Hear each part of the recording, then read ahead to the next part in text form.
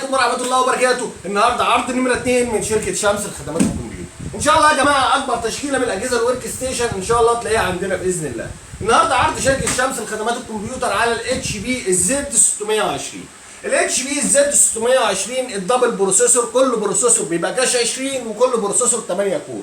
ال 2670 الاي 5 ال 2670 دبل بروسيسور، التوتال بتاعه بيبقى كاش 40 16 كور، يعني المكنه فيها دبل بروسيسور، كل بروسيسور بيبقى كاش 20 وكل بروسيسور 8 كور، التوتال بتاعها كاش 40 16 كور.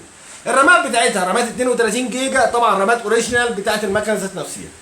الجهاز بيبقى فيه هاردين، هارد 256 اس اس دي، وبيبقى الهارد الثاني بيبقى هارد 1 تيرا سات.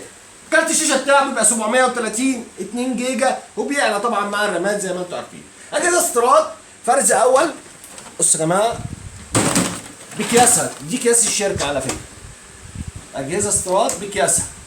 بص بقى جوه كده ونشوف شكلها عامل ازاي. بصوا يا جماعه مكنه يعني مصنع من جوه بفضل ربنا يعني. وبسم الله ما شاء الله. الباور سبلاي 1100 واط، الدبل بروسيسور بيشيل 3 هاردات، بيشيل طبعا كروت شاشه لغايه بقى الار تي اكس 3050 وال 3060 وال 3080 لان باور سبلاي 1100. اجهزه استيراد فرز اول بحاله الزيرو زي ما انتم شايفين، بضمان 3 شهور ضد عيوب الصناعه. وعشان تعرف السعر ابعت لي رساله على الواتس او على الخاص وانا هرد عليك باحسن سعر في مصر يا جماعه. والسلام عليكم ورحمه الله.